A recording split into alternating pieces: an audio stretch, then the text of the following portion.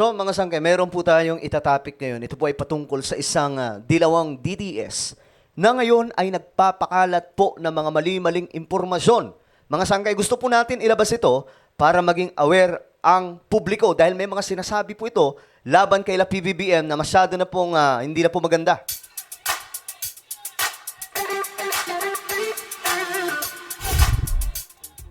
Yo, what's up guys? This is me, Sangkay Junjan, and we are back sa ating vlog ngayon. Kamusta po kayong lahat?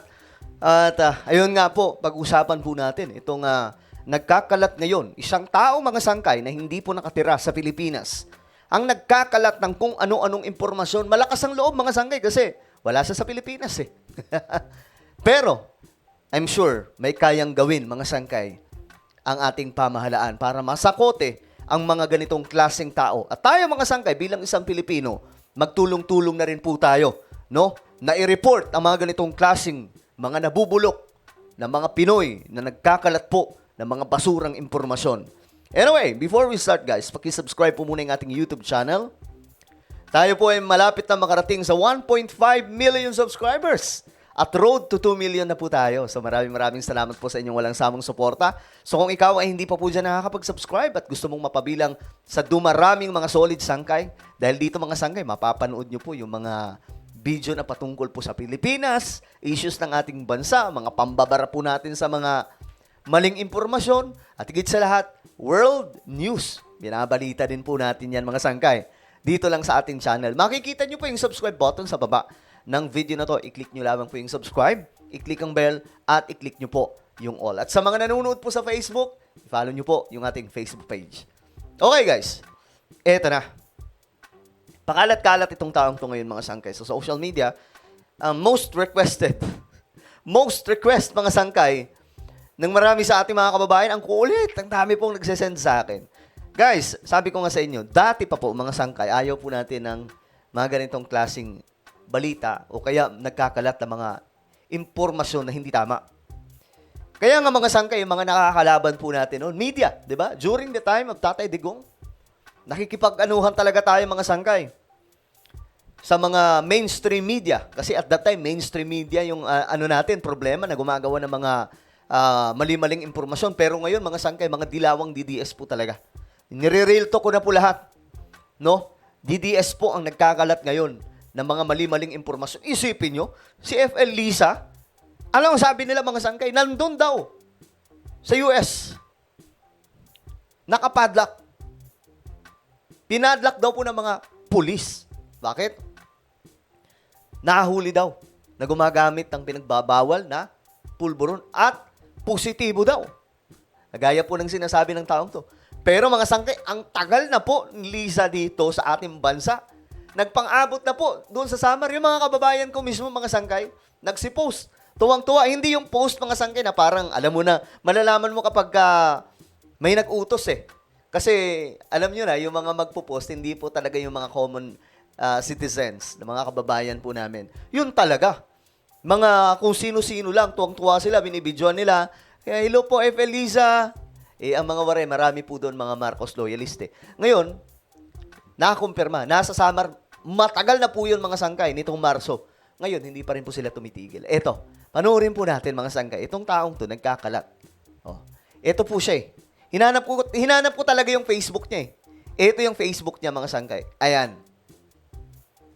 Siya po yan. Ngayon, tingnan po natin. Pakinggan po natin. Bisaya to, pero siguro translate natin ng kaunti. You know ba, guys, okay, you know what? I am not that dumb. I am so sorry.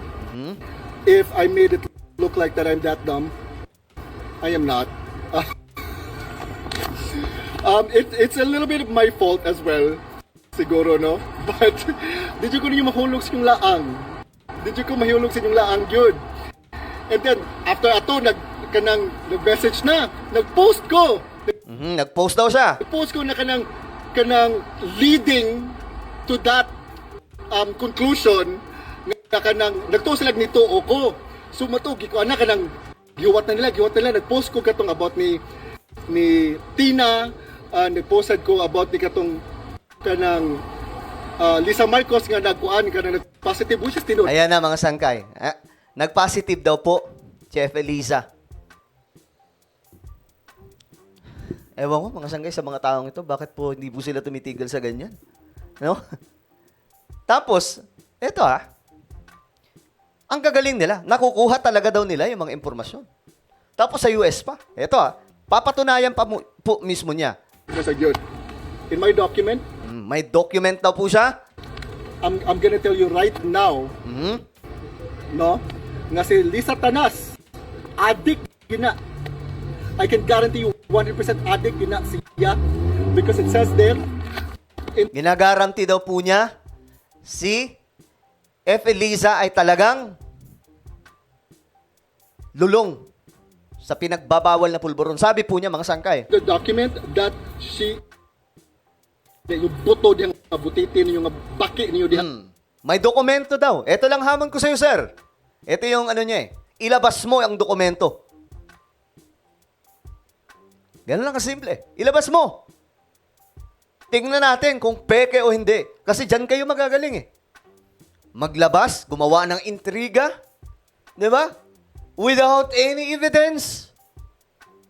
Kagaya ng sinabi na napadlock daw po si F. Eliza. Walang picture. Meron silang pinakalat si F. Eliza. Meron pong kasamang mga pulis. Pero hindi po sa hinahawakan ng mga pulis, mga sangkay. Nakabantay lamang po. Parang naging, ano ba tawag doon? Part lamang po siya ng security ni F. Eliza doon sa US. Which is, natural yun. First lady ka. Asawa ka ng presidente ng Republika ng Pilipinas, nakaalyado ng Amerika. Ngayon mga sangkay, ito po siya Ito yon. Hinanap ko talaga kasi may mga nagsasend, hindi po binibigay kung sino ba talaga itong taong to. Hinanap ko yung Facebook. Ito po yung Facebook niya. Nandun siya sa Los Angeles, California. Kaya ang lakas ng loob gumawa ng mga fake news. Ayan po, Cebu. Galing o taga Cebu po ata ito mga sangkay. Ngayon, ayan po yung mga post niya dito, more on anti-China po. Anti-China. No, I think pro-China ito. Kasi pro-Duterte. Pag pro-Duterte, alam niyo na mga sangkay. Ayan. Naa daw si Liza diha sa Cebu ug makita ninyo palihog kog.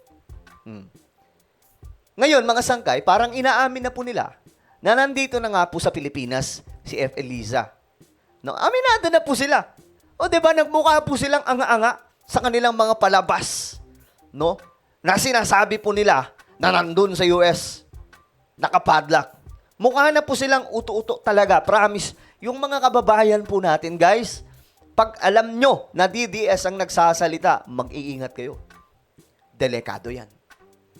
Pwede kayong maloko niyan. Kita nyo mga sangkay, yung pulburon video, AI yung nilabas, yung tenga, at saka original ni BBM na tenga, magkaiba. Diba? Tapos yung buhok, hairstyle ni BBM, at sa video, magkaiba. Tapos yung mukha, hindi pang 2012, mas matanda na. O diba pinagloloko nila yung taong bayan? Pambihira mga sangkay. Tapos sasabihin nila, hindi nila nilolokong taong bayan. My goodness! Nakakahiya kayo. Nakakahiya kayo. Kaya hindi umuunlad ang Pilipinas dahil sa mga kagaya nyo. Di ba, brother? Ayan mga sangkay. Hindi umuunlad kasi kontra ng kontra. Di ba?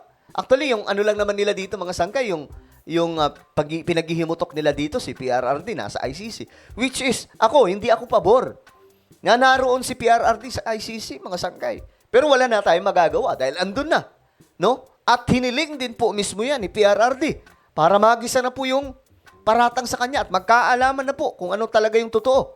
Di ba? O ayan mga sangkay. Ito yun yung original video. Ayan. Ayan siya Daghan kay mga nag-message ako, giputakti ko mga kuan, mga trolls. Nya, nagtukog mga tinuod ng mga tao nya. Lami kay patulan ra ba? Pero pagtanaw ko sa mga friends, 63. Nagrereklamo siya ngayon kasi nga nilulusob siya ng mga pro-Marcos. Ako sanay ako sa ganyan 2020 pa lang. Binabash ako dati. 'Di ba? Ang kalaban pa po noon, mga dilawan. So grabe 'yon, mga sangkay. Isa sa mga malalang experience ko 'yan. Bago pa lang ako content creator. Na-shock talaga ako sa YouTube kasi ako na masyadong nakilala din ako sa Facebook. Umabot din ng mga 200 or almost 200,000 yung mga followers ko noon bago po i-take down ng Rappler. Saka ako gumawa ng bagong Facebook page ngayon na mayroon pong almost 300,000 na mga followers. Ngayon, mga sangkay, sa YouTube tayo masyadong nakilala, mga sangkay. Grabe yun. 1 month, binabash ako. Tapos may mass report silang ginagawa, mga sangkay. So, hindi na po bago sa akin to. Yung nirereklamo niya, wala. hindi na sa akin bago yan. Pero siya, parang bago pa sa kanya. Mga sangkay. Kaya mukhang nasa shock po siya. Ngayon, eto sinasabi niya, mga sangkay. Hawak daw niya. May dokumento, ilabas mo, pare. Ganun lang kasimple. Ang first lady. Di Satanas. Kasuhi ko! Kasuhi ko. Naghahamon. Mag-file daw po ng kaso laban sa kanya. Malakas ang loob kasi nasa US eh. Umuwi ka dito, pare. Ganun lang kasimple. Matapang ka, umuwi ka sa sarili nating bayan. Huwag kang magtago. Anak ng toka. Kaya matatapang tong mga to eh. Nasa ibang bansa. Dito ka sa Pilipinas magkalat. Kasuhi ko. You know what? Di panggubagi ka sa gobyerno ba? Guys, okay, you know what? I am not So ayun, mga sangkay. Hawak daw niya yung dokumento.